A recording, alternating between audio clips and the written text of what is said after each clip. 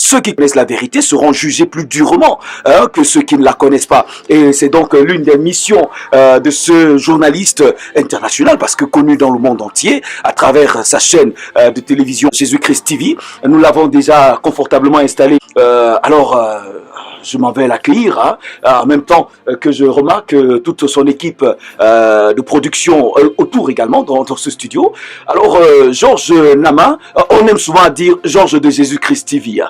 Bonjour Georges et bienvenue sur Triomphe FM. Oui, bonjour frères et sœurs en Christ à travers le monde, que Dieu vous bénisse. C'est un privilège, c'est une joie d'être ici au Cameroun.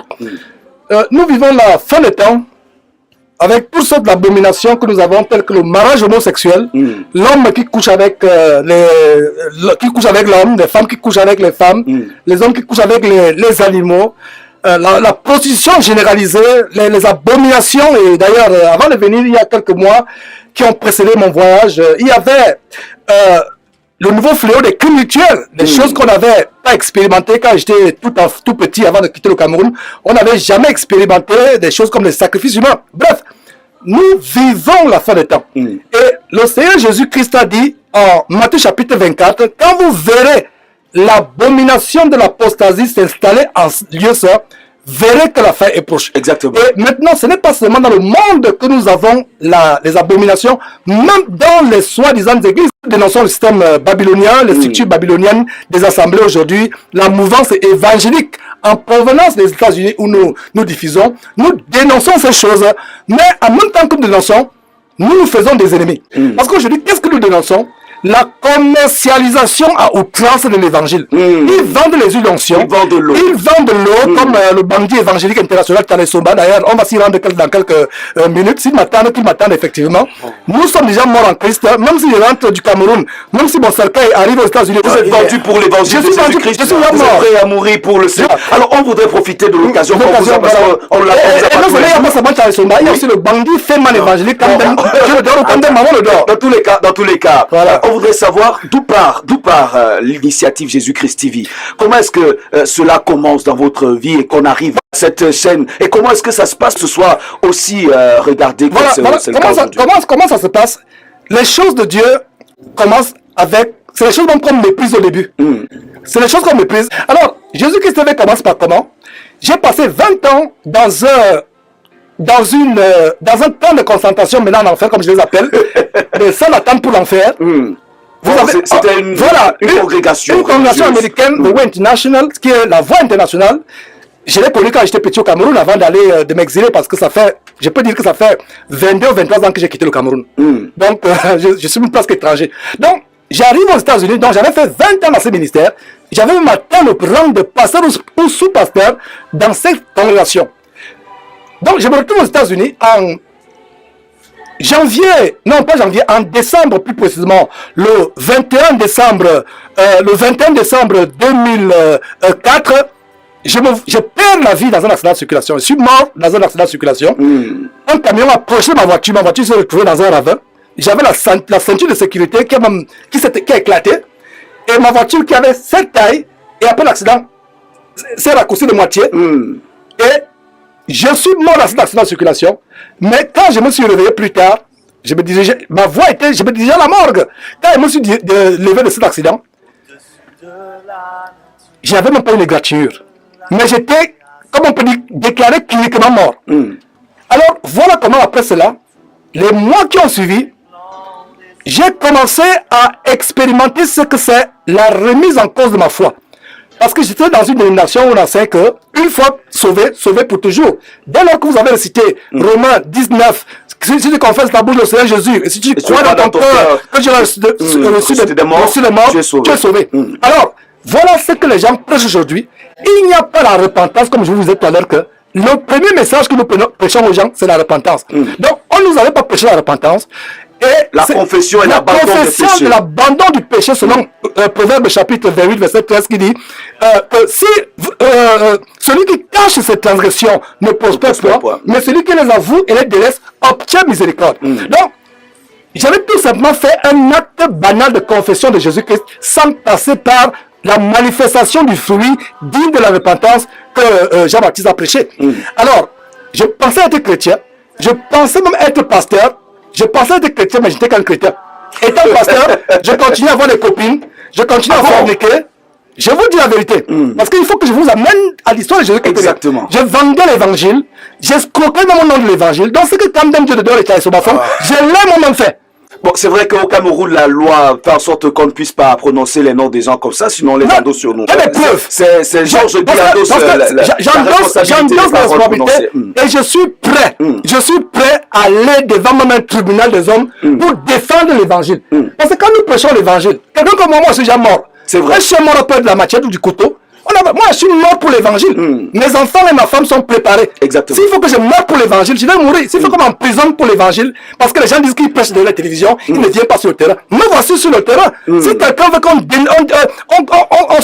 confond les Écritures, on se confond sur la base des Écritures, on va le faire. D'accord. Alors on était au niveau de pasteur qui n'était pas pasteur réellement, mais qui faisait des choses qui ne correspondaient pas à la parole de Dieu. La parole de Jésus, qu'est-ce qu'il dit? Parce que Jésus dit, à ce temps-là, au jour du jugement, les gens diront, Seigneur, n'avons-nous pas prophétisé à ton nom? N'avons-nous pas chassé les démons à ton nom? N'avons-nous pas fait un miracle à ton nom? Jésus leur dira, retirez-vous de moi, je ne vous ai jamais connu, vous qui commettez le péché. Et je vais vous dire une chose, quand Dieu donne un don, il ne se répand pas. J'avais des dons tels que le don de guérison, j'ai même ressuscité. Le frère m'a connu en disant que ce n'est pas toi, c'est Dieu, mais je lui ai dit qu'en fait, je m'étais même glorifié, donc j'ai pris la gloire de Dieu. Et vous vous êtes repenti? Je me suis repenti plus tard. Oui. En fait, je faisais les choses pensant que je servais Dieu, mais je ne servais pas Dieu. Tu ne peux pas servir Dieu. La Bible dit si quelqu'un prononce le nom de Jésus-Christ, qu'il renonce à l'iniquité. Je continue à mentir, à voler, même dans ma profession d'avocat. Je faisais des choses terribles. Vous dites que vous êtes avocat de formation. Je suis avocat de formation. Bon, il est difficile de faire ce travail que je fais avec. Il y a un peu l'incompatibilité avec la vérité. Voilà, prêcher la parole de Dieu. Voilà, et être avocat, il y a un peu une incompatibilité. Donc, je reviens.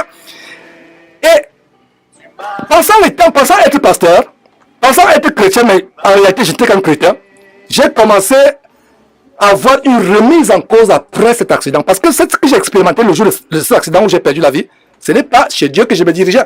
J'étais conscient que là où j'allais, ce n'était pas chez Dieu. Non, entre le temps où votre voiture est perdue et que vous êtes mort et le temps où vous revenez sur le chemin de la mort, vous avez expérimenté quelque chose dans l'esprit. Qui serait même difficile d'expliquer.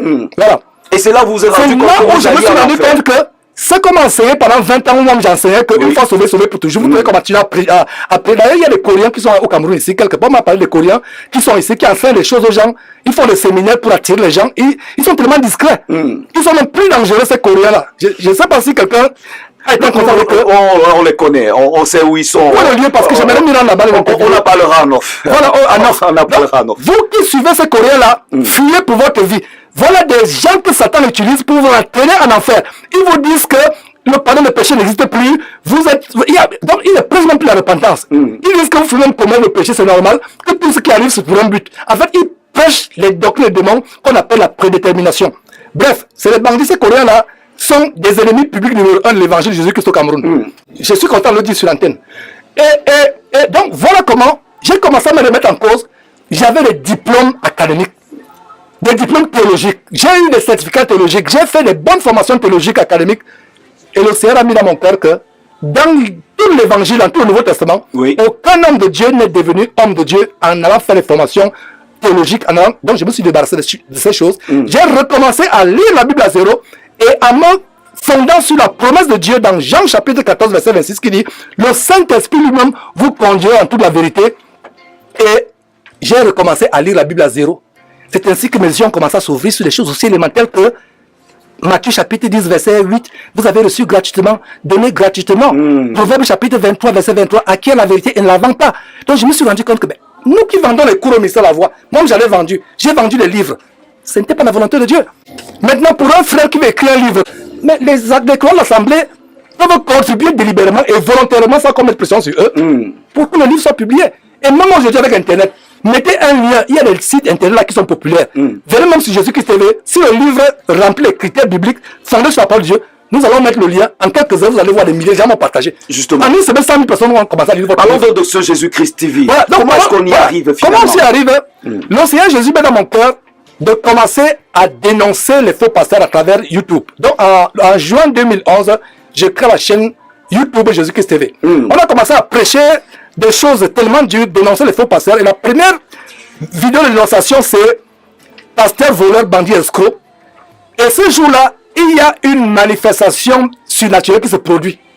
C'est important que je vous dise Comment cela? Pendant que nous sommes en train d'enregistrer l'une des premières vidéos d'énonciation, oui. Cette année-là, en 2011, on a eu une sécheresse aux États-Unis. Non, pas aux États-Unis, au Texas.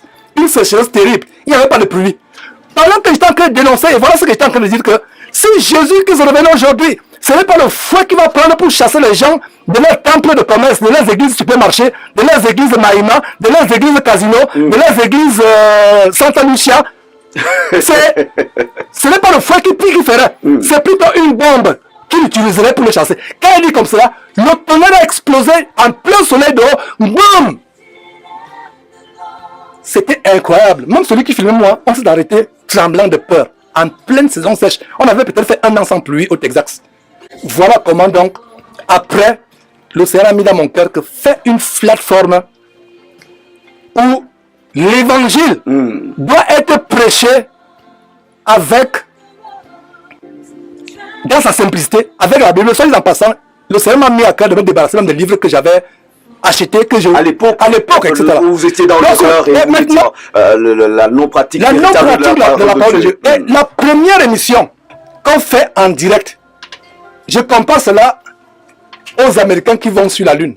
Enfin, apparemment, ils sont en réalité, Jésus-Christ TV commence par des émissions enregistrées. Enregistrées sur Internet. Voilà. La télé YouTube. Nous allons en émission sur la Web TV. Pour moi, c'était comme amener une navette sur... Donc, on a fait 2 à 3 mois en train de faire des recherches, en train de nous rapprocher des télécommunicateurs américains, de savoir comment ça se passe pour avoir soit une radio, comme celle que vous avez ici, soit une télévision.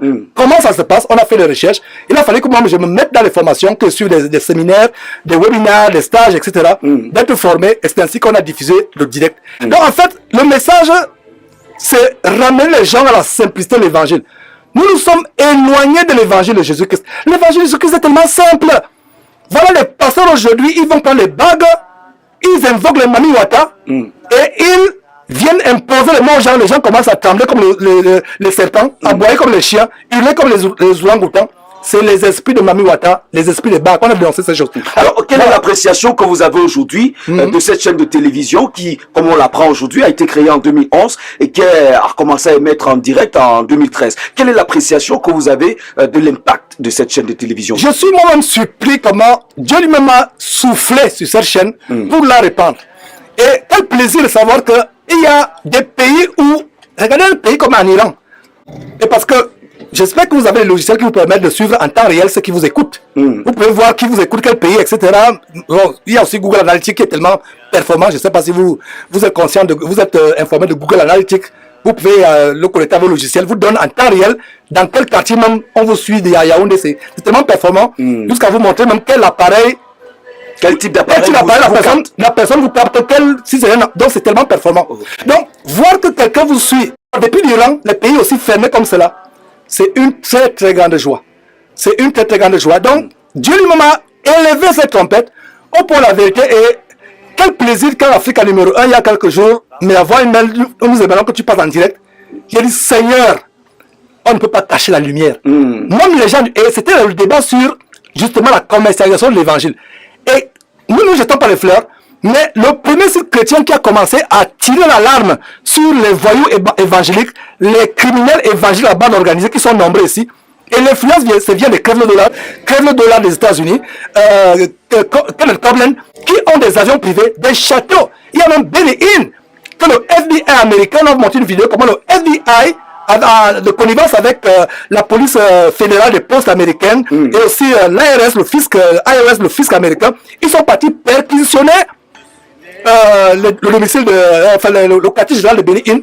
Même le monde réalise que Jésus-Christ aujourd'hui est un moyen de lucre, un moyen pour que les gens s'enrichissent. Donc quand Africa numéro 1 m'invite, c'est vrai que quand j'ai commencé à parler de l'homosexualité, ils m'ont coupé. Parce qu'ils diffusent en France. Et en France, c'est pas le sujet. Moi, je vous dis qu'un homme qui couche avec un homme est tombé plus bas qu'un animal. Ça, c'est clair. C'est terrible. Et voir Alice Com. Et je dis sur l'antenne que Alice Com est celle qui, au Gabon, avec qui j'ai fait l'interview, parce que j'ai commencé à être avocat au Gabon. Et j'ai travaillé dans le cabinet du gouvernement. Enfin, j'étais dans le cabinet qui défendait Bongo. Donc, le cabinet du gouvernement gabonais, qui qui était dirigé par Maître Issembe, qui est décédé il y a quelques mois. C'est Maître Alice Com qui m'interviewe pour que je sois accepté dans ce cabinet. Et nous sommes de base l'entretien d'embauche. C'est elle qui parle de l'entretien d'embauche. Je dis ça sur la télévision, sur la radio. Triomphe FM. Triomphe FM. Donc c'est Alice Com qui me passe l'interview pour que je sois avocat au Gabon dans le cabinet de Maître Alice Issembe, avocat du président Bongo. Bongo père, pas Bongo fils. Ça, c'est en janvier. Non, c'est pas en janvier. C'est en février 1998. C'est Alice Com. Donc, des années plus tard, je vois que Alice Com est devenue la grande prophétesse du combat pour la légalisation de l'homosexualité. Ça me fait mal. Ça me fait mal. Et voilà une parenthèse. Oui.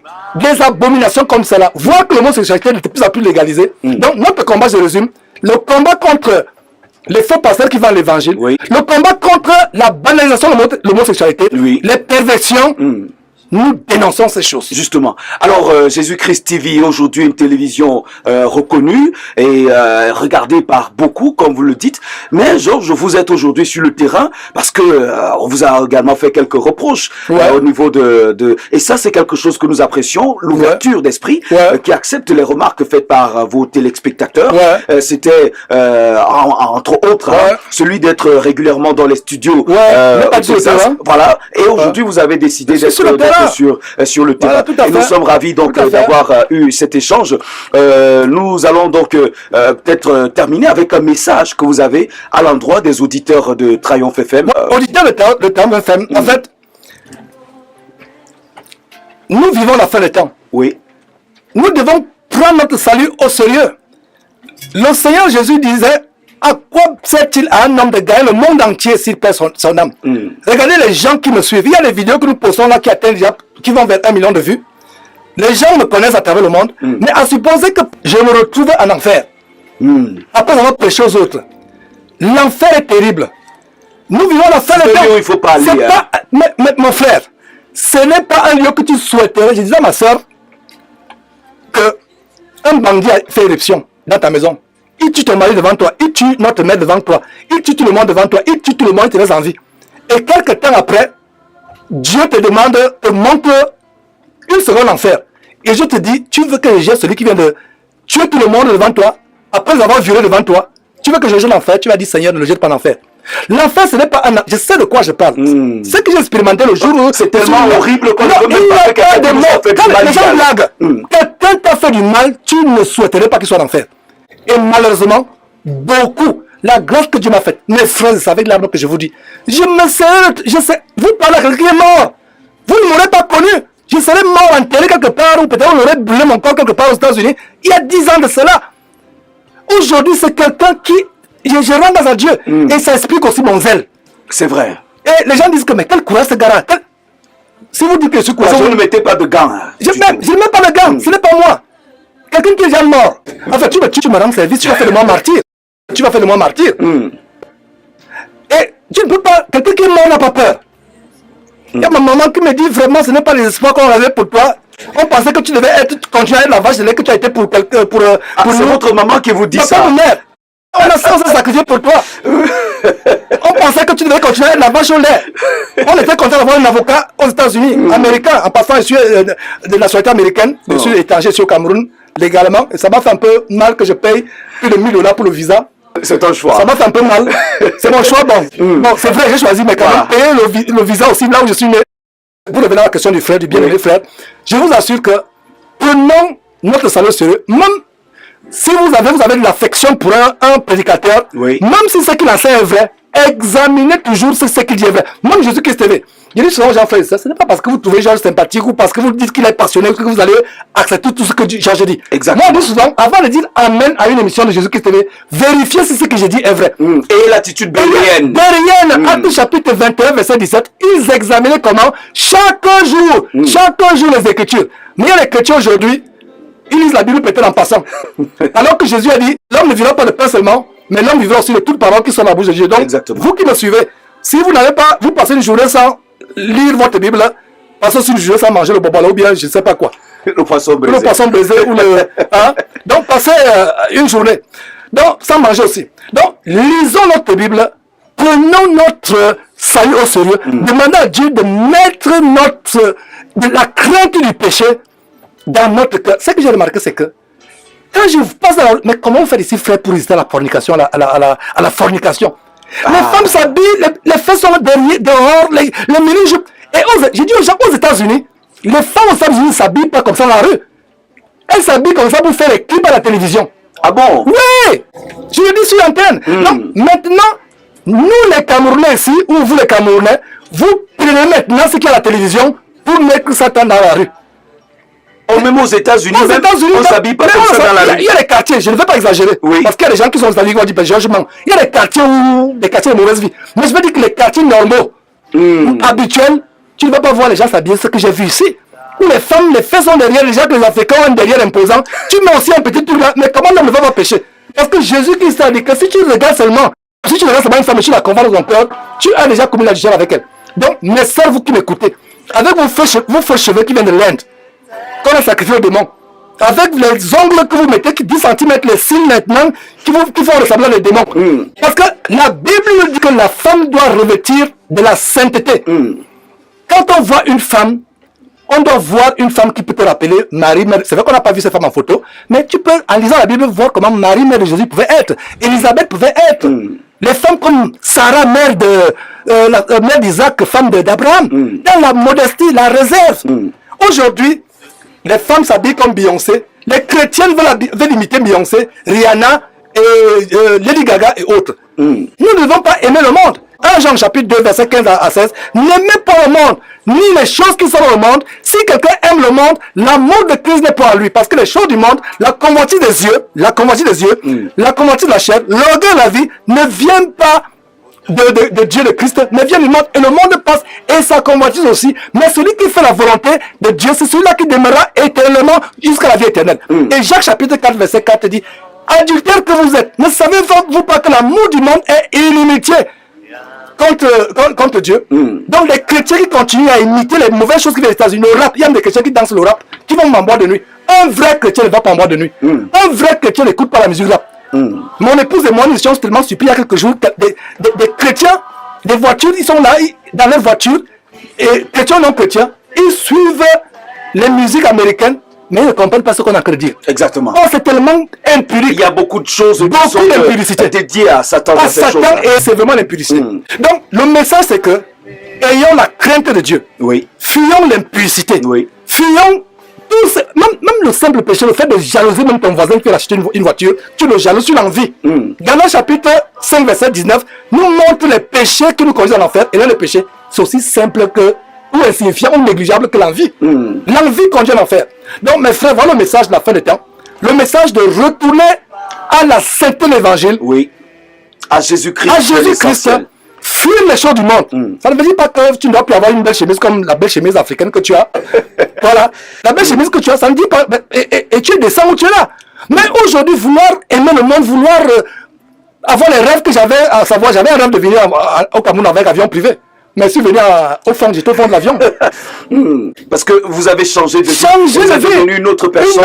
L'amour du monde n'est plus à l'intérieur de votre cœur. Vous désirez Jésus-Christ et le répandre partout. Voilà, effectivement. Merci beaucoup, Georges Onama, d'être passé dans le studio de Triumph FM.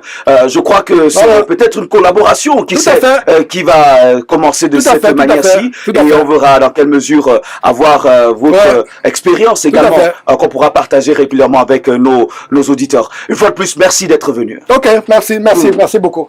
Donc que Dieu vous bénisse. Amen. Voilà, amen, amen. Merci, chers amis auditeurs, d'avoir écouté cette interview exclusive avec Georges Nama de Jésus-Christ TV qui nous a rendu visite. On vous le disait déjà dès les premières heures de cette matinée. Il y a eu beaucoup de partages, beaucoup d'échanges, et donc nous sommes ravis, nous sommes très contents de ces moments passés avec vous. Vous êtes sur Triumph FM, l'aigle leader.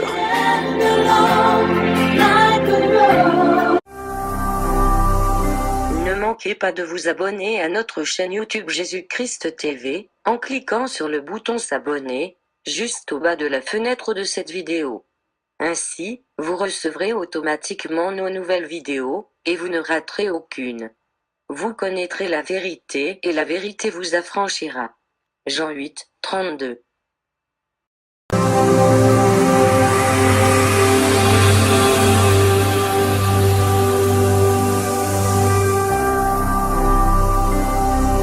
Jésus-Christ. TV, vous connaîtrez la vérité et la vérité vous affranchira.